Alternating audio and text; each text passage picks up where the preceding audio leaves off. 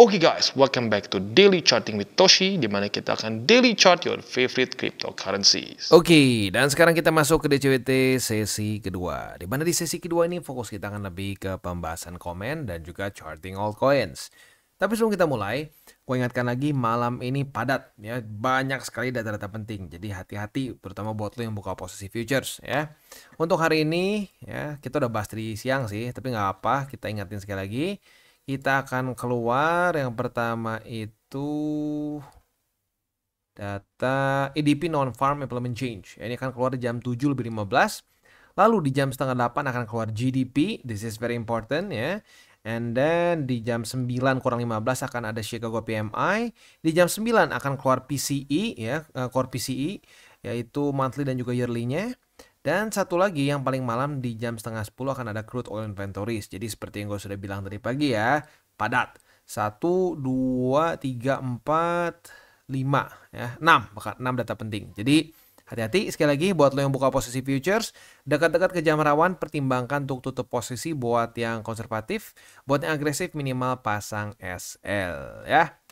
Oke, untuk BTC kita bisa lihat di sini kondisinya itu dia ya sekarang masih kayak seperti terjebak di antara resisten 95.500-an dengan support 93.700-an ya. Ya tinggal kita lihat saja duel antara resisten dan support ini siapa yang bakal menang ya. Tapi lagi-lagi di daily sebenarnya lebih ke side quest kalau menurut gue ya, lebih kayak ke side mission. Yang lebih penting adalah di weekly-nya. Kira-kira seperti apa nih? Apakah akan terjadi pantulan di BSB ya? Ini BSB-nya kemana? Oke, BSB-nya ini dia ya. Apakah akan terjadi pantulan di BSB atau ya jangan-jangan ya kalau ngomong secara lebih bullishnya lagi ya mungkin seperti di sini nih ya, seperti di nah sini nih ya. Kayak di tanggal ya kayak di September 2023 di mana dia udah reclaim langsung naik aja nggak pakai nggak pakai mantul-mantul begitu ya. Tapi sekali lagi gue ingatkan please ya di masa-masa penungguan ini, masa-masa penantian ini janganlah kita jadi tebak-tebakan. Ya ingat tugas kita ngapain? Bereaksi, bukan nebak dia mau ngapain begitu ya. Dan sekali lagi gue tekankan ya karena masih ada yang komen, "Oh, udah kalau gini caranya ya basically udah juga tunggu di BSB, nggak usah lagi di CA sekarang." Salah ya. Ya kalau lu dapat kayak di September enak. Ini enak banget kalau kayak gitu ya. Kalau dapat yang kayak di sini gimana? Ya, kalau dapat kayak di 2023. Nah, kalau kayak gitu caranya malah jadi FOMO kan? Nah, that's why DCA yaitu di struktur, moving average dan lain-lain. Jangan sampai kita merasa bahwa oh, ini ada scenario yang bagus nih ya yang dibahas sama Bang Toshi. Ya udah, kita tunggu aja di titik itu. Bisa aja nggak kena. Begitu kalau nggak kena, ujung-ujungnya akan jadi pakai perasaan lagi. Kalau udah pakai perasaan berantakan, ya. Oke. Next kita lihat dulu ke indeks dolar sih ya. Masih sama kayak tadi lah ya. Kita nggak usah terlalu bahas juga karena masih jelas ke reject oleh 99,74. BTCD. Nah, sekarang menguat lagi dan malah ada potensi untuk bisa lanjut membuat higher high. Tapi jangan lupa sejak tanggal 22 April kemarin BTCD cenderung stagnan dan sideways. Jadi ini menurut gue sekali lagi berkorelasi kuat dengan balance sheet yang mulai flat ya, dia flat dan terus stabil begitu ya. Nah, ini mungkin market sedang menunggu apakah tiba-tiba The Fed keluar statement yang lebih dovish atau mungkin jangan-jangan benar-benar dia keluar kata-kata yang lebih gila lagi, bukan cuma sekedar sedikit dovish tapi mulai keluar kata-kata seperti QT berhenti atau malah lebih gila lagi QE kita ada rencana di bulan kapan gitu atau kuartal berapa. Nah, itu mungkin akan bisa memicu liquidity lebih banyak ya. Orang ekspektasinya akan lebih besar ke altcoins begitu. Tapi sebelum itu terjadi ya santai aja, just keep it 70-30, 60-40, at best 60-40 begitu ya, jangan lebih. Kenapa? Karena ingat ya, gua harap buat lu yang udah pernah hancur di 2024 kapok ya. Kenapa? Karena di 2024 kan gini, judulnya seperti ini. Kita dahului market ya. Sebelum masuk ke altcoin sisanya kita masuk dulu. Oh iya, bagaimana kira-kira ya? Efeknya seperti apa? Ya efeknya itu minus 80, minus 90% portonya. Itu kenapa? Karena ingin mendahului market. Ingat, market nggak suka ditebak-tebak, nggak suka didahului. Ya memang, ya makanya gue sering bilang market tuh kayak mantan paling kejam. Lu cobain deh, ya nyuruh-nyuruh mantan, ya ngedahuluin mantan, abis lu, ya digorok begitu, ya. Jadi please ya, keep it 70-30, 60-40 itu menurut gue udah 60-40 itu udah cukup banget begitu karena Orang tuh suka berpikirnya gini loh, oh nanti gue telat dong. Enggak dong, kan udah beli 40%-nya. 40% tuh gede loh. Ya. Nah, dari 40% itu saat dia masuk ke altcoin season, itu dia akan membengkak secara sendirinya, otomatis ngebengkak. Nggak perlu apa-apain lagi, langsung ngegedein sendiri. Begitu. Nah, kalau lu masih belum puas sama itu, ada possibility besar lu pengen cepet-cepet kaya. Nah, kalau lu pengen cepet-cepet kaya, ya harus siap juga cepet miskin kayak waktu di 2024 gitu, ya. Oke, langsung aja kita masuk ke komen. Yang pertama dari Yusuf Palfarezi. Kepada pemula-pemula, saya saranin portonya 80% BTC dan 20% alts. Ini masih oke. Gue selama BTC-nya ditingkatin nggak masalah. Yang gue nggak bisa setuju tuh kalau udah BTC-nya bikin 50% aja. Udah BTC 20% aja, nggak bisa. Tapi kalau BTC dinaikin, itu nggak pernah salah, ya. Karena banyak pemula 100% altcoin. Dengan beranggapan altcoin returnnya lebih besar dan lebih murah. Akhirnya rungkat. Terima kasih Matoshi telah mengajarkan kami dengan gratis dan dengan wejangan-wejangan yang selalu diulang-ulang. God bless you. God bless you too, ya. Sekali lagi pengulangan ini sangat efektif, terutama buat para newbies begitu. Karena rata-rata newbies nggak akan ngerti jargon-jargon yang sering kita pakai. Walaupun gue udah berusaha sebisa mungkin jargonnya dikurangin, tapi nggak bisa. Kalau terlalu dibikinnya dijelasin sampai titik komanya, itu satu, mulut gue doer, dan yang kedua, video akan sangat panjang. Begitu ya, jadi pelan-pelan diulang terus, lama-lama lu ngerti konteksnya dengan jargon-jargon yang kita sering pakai di sini gitu ya. Mantap ya. Next dari Widawati. Kotoshi, saya seorang newbie. Saya mau tanya dari penjelasan Kotoshi, kalau the Fed's cut rate maka QE akan terjadi. Sebenarnya gini, bukan karena cut rate maka QE, itu kayak gimana ya? Itu kayak sepaket, bukannya karena ada cut rate jadi QE, nggak juga. Jadi memang mereka sering kali sepaket seperti yang kita pelajari waktu kayaknya SMA atau SMP itu ya. Dimana ya tugas bank sentral kan, bank sentral apa tugasnya?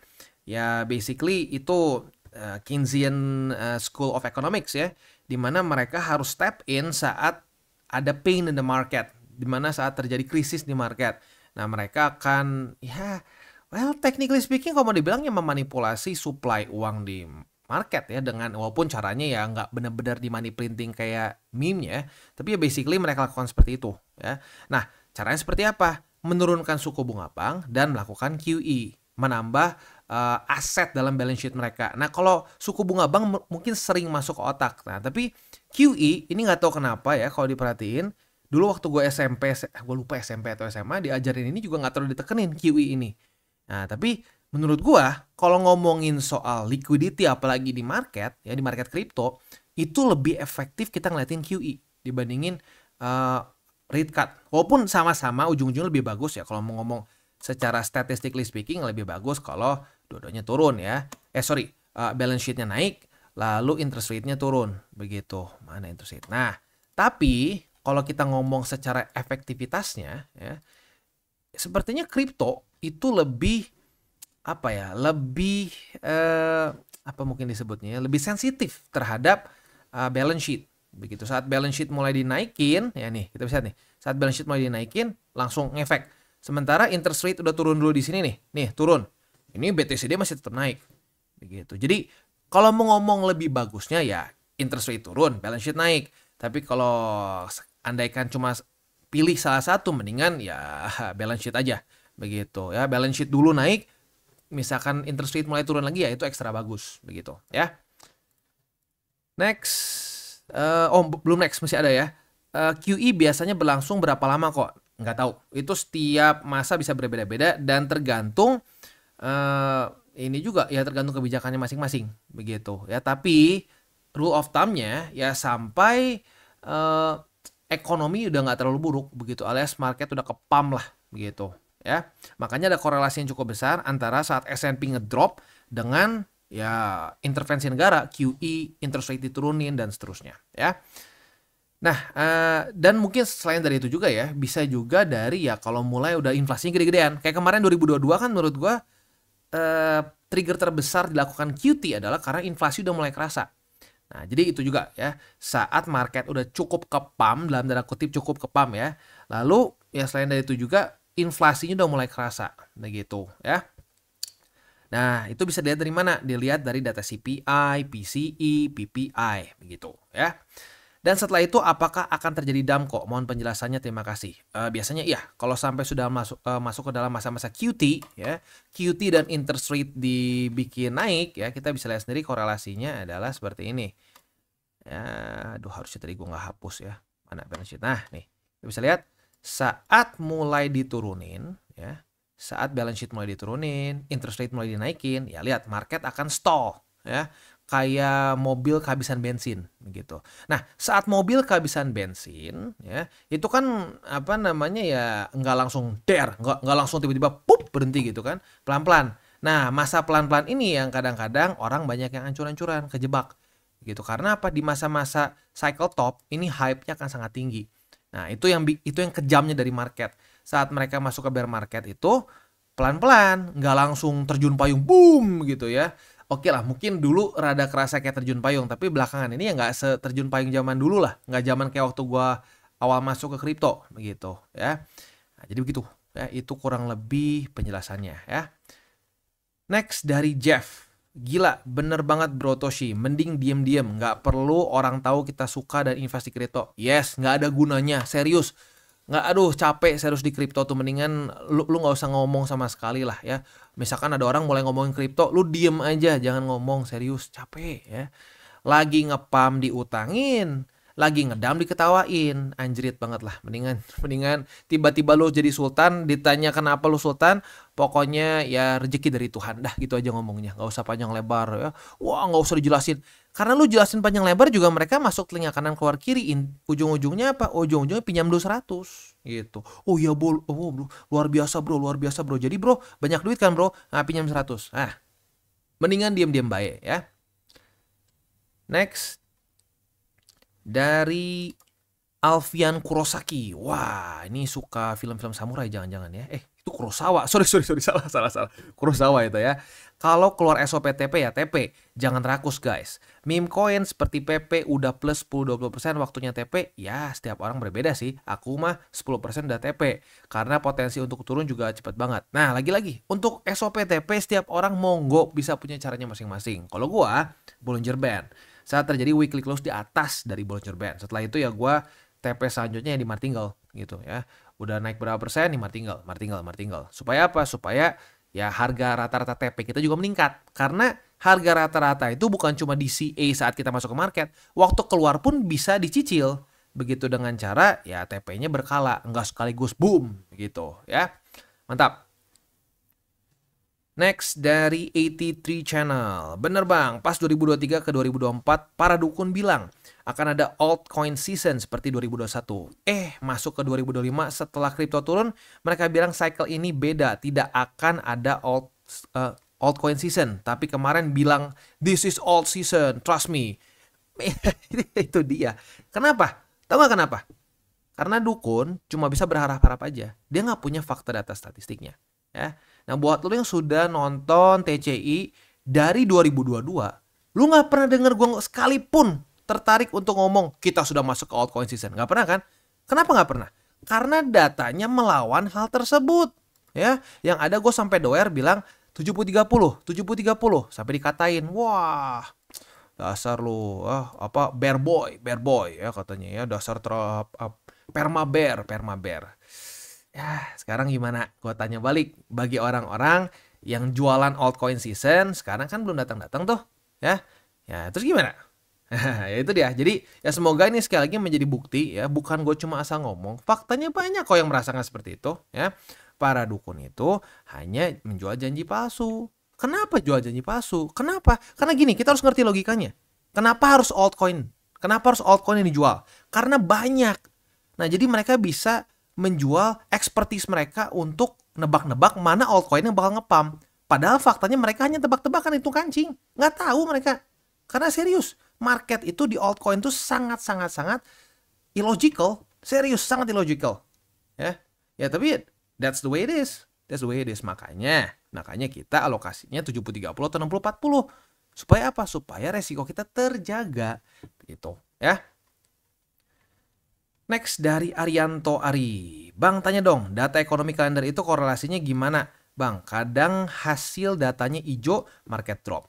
Kadang juga pas merah malah hijau. Mohon pencerahannya Bang. Thanks, God bless you. Sebenarnya gini, kalau kita mau ngomong korelasinya, ya korelasinya sebenarnya simpel banget ya.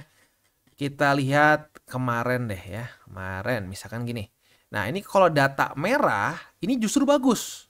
In theory bagus untuk kripto. Begitu. Kenapa? Karena saat merah seperti ini worse than expected untuk apa? Untuk indeks dolar. Nah tapi itu cuma teorinya. Yang menyebalkan dari market adalah apa? Kadang-kadang data yang buruk untuk indeks dolarnya nggak peduli, dia malah naik. Itu sering kali terjadi. Begitu. Nah, udah kayak begitu, itu permasalahan pertama.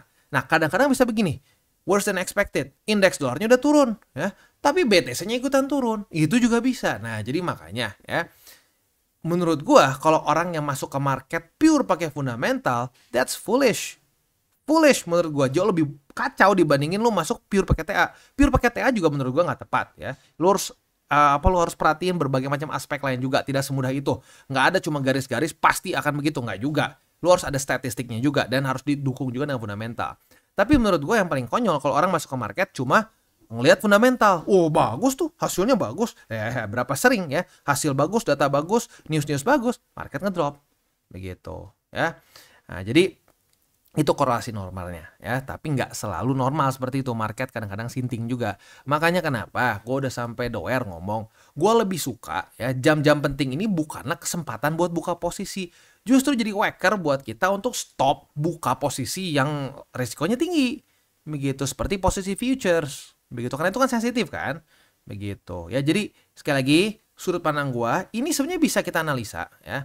Tapi permasalahan satu, kita mau analisa gimana?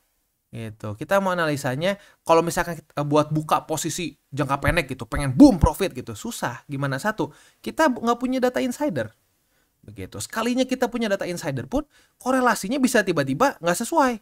Begitu, makanya kenapa sekali lagi jadikan saja waker. Itu menurut gua ya, jadikan saja waker dan untuk ngelihat tren ke depannya seperti apa.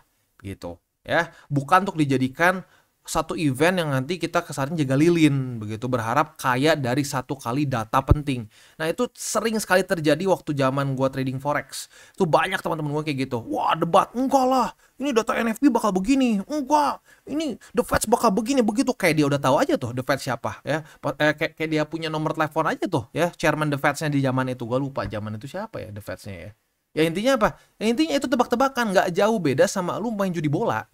Begitu. Makanya sekali lagi pemakaiannya harus tepat, begitu ya kan. Gue sering bilang analoginya, lu dikasih mobil paling cepat sedunia pun, tapi kalau lu nggak tahu cara nyalain mesinnya, ya lu itu cuma jadi gerobak mahal, begitu ya. Sama kalau lu fundamental, wah pakai yang canggih-canggih, berbayar, TA-nya berbayar semua, tapi nggak bisa pakainya, sama aja bohong, gitu ya. Next, Maria Stefania Manehat. Semakin lama di market, semakin perlahan-lahan mengerti.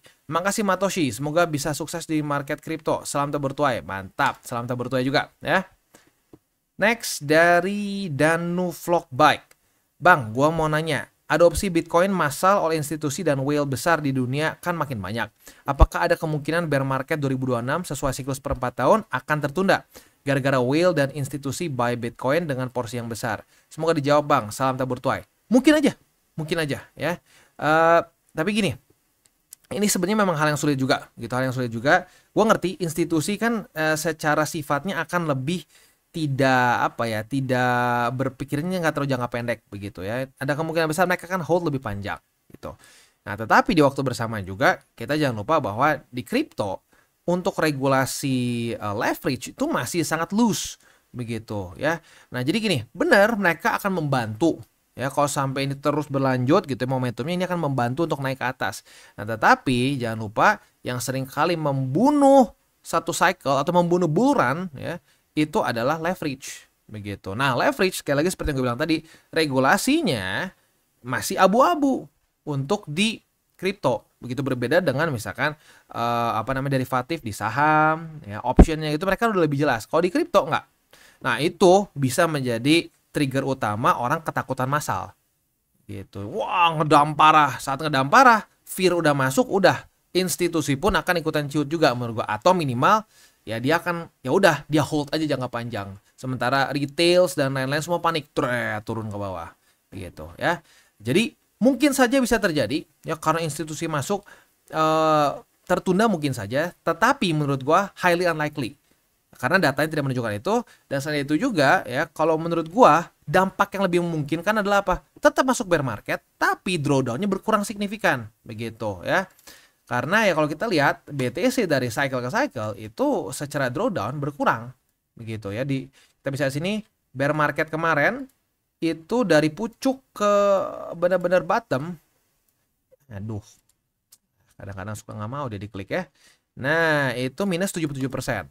Kita bandingkan cycle sebelumnya. Cycle sebelumnya itu dari pucuk ke bottom itu dia minus 84%. Yang sebelumnya lagi ya itu minus 86% begitu. Jadi dari 80-an something mulai berubah ke 70-an. Nah, menurut gua yang akan efeknya kemungkinan besar akan terjadi adalah saat masuk ke bear market, para institusi ini akan menjadi kayak damper. Ya, jadi mereka akan membuat drawdown-nya nggak separah sebelum-sebelumnya. At least that's the theory. Karena itu juga inline dengan ya market cap, hukum market cap. Semakin besar market cap-nya, maka dia akan lebih sulit untuk naik dan juga lebih sulit untuk turun. Begitu ya. Next dari apa ini? Try every craft ya. Yang kalau digabungin wah pusing ya. Bang Toshi. Ya tapi ya gua ngerti ya, maksudnya kalau di YouTube kan ini digabungin nih ya. Kalau nama tuh kadang-kadang jadi bacanya susah gue ya. Bang Toshi, saya baru mulai Februari. Porto langsung hilang 10%. Untung ketemu channel ini, ikutin 3 golden rule. Sekarang udah balik bahkan sudah plus 10%. Makasih Bang Toshi. Mantap. The power of apa? DCA dan 3 golden rules. Begitu. Jadi sebenarnya nggak ribet. Mau profit dengan cara TCI itu nggak ribet. Cuma pertanyaan lu bandel nggak? Kalau bandel ya susah. Itu kalau lu mau dengerin ya, dan gini, mau dengerin dan punya logika. Karena kalau lu pakai logika, apa yang gue omong itu masuk ke logika sebenarnya. Nah gitu ya. Jadi kalau lu bisa ngelakuin itu ya ujung-ujungnya profit gitu. Mantap, mantap, mantap. Di Februari ya, asik loh. Lu masuk Februari, lu terus di CA, lu literally dapat the wave nih ya. Ini kan Februari nih. Thread. Ya pantas aja profit. Mantap, mantap, mantap. Diantri Harsya. Kalau BTCD naik terus sih saya happy aja karena saya memang BTC maksimalis, main aman saja. Serius, gue lebih prefer orang kalau disuruh pilih mendingan altcoin maksimalis atau BTC, mending BTC lah ya. Sekarang gini lah, ya kita simpel aja, berapa banyak ya orang yang faktanya hancur berantakan itu karena ya alts dari cycle ke cycle. Gua nggak pernah dengar ada, aduh, gue BTC maksimalis, ya tapi ini ya pakai 3 golden rule ya, nggak pakai uang panas, terus nggak over leverage, nggak mikir jangka panjang, terus waduh gila gue hancur banget di kripto, nggak ada. Gue belum pernah dengar kayak begitu. Yang hancur tuh apa? Aduh, gue hancur di meme coin, gue hancur di altcoin. Ya, jadi kalau boleh pilih, mendingan BTC maksimalis, serius, gitu, ya. Next dari Sunan X, Matoshi mau nanya, kalau negara-negara berkembang terlibat perang, apakah akan terdampak ke market seperti kemarin Rusia dengan Ukraina? Melihat akhir-akhir ini India dengan Pakistan saling serang mak. Kalau menurut gue simpelnya satu, US ikutan nggak? Kalau US ikutan, itu akan ngaruh. Tapi kalau US nggak ikutan, nggak ngurus gitu ya, ya udah nggak akan terlalu ngaruh begitu. Jadi semakin besar involvement US di konflik itu, maka akan makin ngaruh ke market. As simple as that ya. Itu adalah satu kenyataan yang kita suka nggak suka harus terima bahwa finance semuanya, TradFi maupun kripto itu masih very US centric. Jadi ya tinggal lihat aja US-nya ikut-ikutan nggak. Semakin dalam involvement dia akan semakin ngaruh ke market. As simple as that ya. Next, yang terakhir dari Zeris. Izin Bang Tosh, newbie bertanya lagi. Apakah chart dari setiap platform exchanger bisa sedikit berbeda-beda? Saya biasa menggunakan TradingView, Innodex, dan Wobby. Walau saya tahu dua exchanger ini support by TradingView juga. Contohnya saya sering menemukan candle di TradingView body merah, di Wobby hijau. Wick satu candle retest sampai di MA, platform A, tapi platform B tidak menyentuh. Panjang body berbeda, ya intinya ada perbedaan ya. Yes, benar. Bisa berbeda bahkan signifikan dari satu exchanger ke exchanger lain. Kenapa? Karena ya tergantung order book mereka.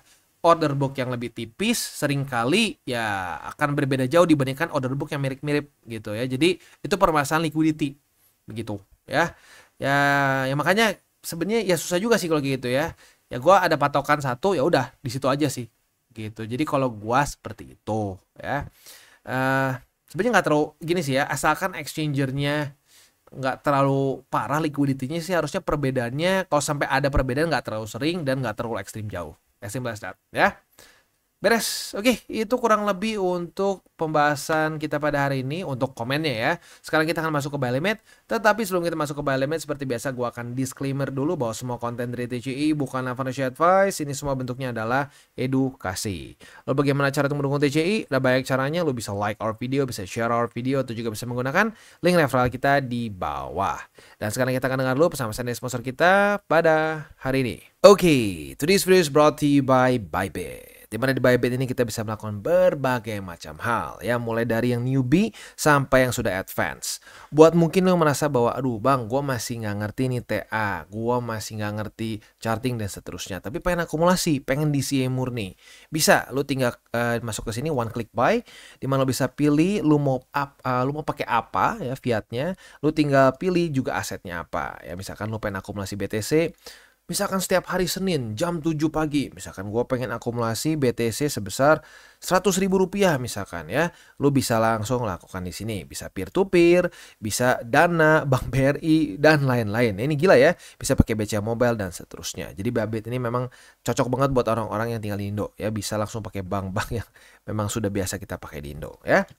Nah, buat yang intermediate sampai advance juga di sini ada spot, nah, dan juga ada leverage tokens, dan tentu juga ada derivatives trading, di mana kita bisa menggunakan kontrak yang USDT maupun USDC. Jadi di sini lo bisa pakai USDC ya, karena nggak semua exchanger bisa menerima untuk futuresnya pakai USDC ya. Dan tentu juga lo bisa earning bunga juga dari kripto lo dan lain-lain. Dan tentu juga di sini kita bisa melakukan copy trade ya, di mana copy trade dari Bybit ini sudah cukup terkenal ya, dan kita bisa mendapatkan keuntungan juga. First copy trade kita bisa ada protection 100 USDT loss coverage ya, dan seterusnya ya. Jadi buat lo yang tertarik bisa silakan pakai. Klik di link referral kita di bawah. Kita masuk ke BNB. Untuk BNB, posisi short kita yang dibuka dari tanggal 29 April kemarin, at least buat yang agresif ya, buat yang agresif sudah kena target TP. Buat yang konservatif sudah TP dari kemarin ya. Nah, buat yang agresif, lo profit sebesar berapa nih? Not bad, 1,28% ya. Nah, setup selanjutnya kita lihat besok. Kalau besok daily close dari BNB masih di atas dari MA50, kita ada potensi bisa buka posisi long. Tapi ya sudah, kita tunggu dulu aja besok seperti apa hasilnya ya. Oke, next kita akan lihat ke spotnya. Untuk spot ada di MA50, lalu juga ada di angka 597,078 ya. Lalu ada juga di MA20 ya. Dan satu lagi mungkin di angka 591,475 ya. Next kita masuk ke SUI. Untuk SUI kita kemarin sudah kena target TP posisi longnya untuk yang konservatif ya. Buat yang agresif masih boleh di hold nggak bang? Ya masih boleh sih ya. Karena memang daily close masih di atas juga dari struktur ya. Tapi ingat malam ini keluar banyak data penting. Ya lebih baik TP deh, udah dekat-dekat jam segini ya. Karena kemarin juga ya kita bisa sendiri momentumnya kayaknya kurang gitu ya. Oke. Itu untuk posisi futuresnya. Untuk posisi spot ada di angka 3,4729, lalu ada di angka 3,2476 yang sedang confluence dengan MA 200, dan yang ketiga ada di angka 2,94. Next kita masuk ke Solana. Untuk Solana kita sudah dapat posisi short ya. Posisi shortnya tadi nyaris kena TP tapi sayangnya belum. Buat yang konservatif udah TP duluan kemarin ya. Buat yang agresif jangan lupa target TP dari posisi short kita ini ada di angka 144,52 ya. Untuk posisi spot ya sama di 144,52, MA20 dan 137,39. Sekali lagi gue nggak akan sebutin MA-nya di berapa ya, karena ini namanya moving average ya. Besok berubah lagi, lusanya berubah lagi, terus berubah begitu ya. Dulu sempat ada gimana sih nih moving average-nya salah angkanya ya. Iya itu video berapa bulan lalu coy gitu ya. Jadi please kita dikasih otak kan. Nah itu pakai coba ya. Oke. Next kita akan langsung tutup aja ya. Gue ingatkan lagi 3 golden rules. Jangan pakai uang panas, jangan over leverage, berpikirlah jangka panjang, dan salam tabur tuai. Apa yang lo tabur akan lo tuai, jadi taburlah sebanyak mungkin hal baik. Oke guys, jadi itu adalah akhir dari segmen DCWT kita pada hari ini. Dan jangan lupa bagi kalian yang merasakan manfaat dari segmen ini, jangan lupa untuk share ke teman-teman kalian. Dan apabila lu pengen mensupport channel kita ya TCI, jangan lupa untuk menggunakan link referral kita di bawah. Nggak wajib ya. Tetapi apabila lu menggunakan link referral kita di bawah, ada macam-macam ya, dari Bybit, Huobi, Maxi, toko kripto, dan banyak lagi ya. Ya, walaupun nggak wajib, tapi kalau menggunakan link referral kita, lu secara langsung membantu perkembangan dari TCI. Dan satu lagi, jangan lupa juga untuk join Telegram group kita, di mana kita bisa ngobrol-ngobrol santai mengenai dunia cryptocurrency secara dua arah. So, jangan lupa untuk like, subscribe, click the bell icon, and see you on the next video.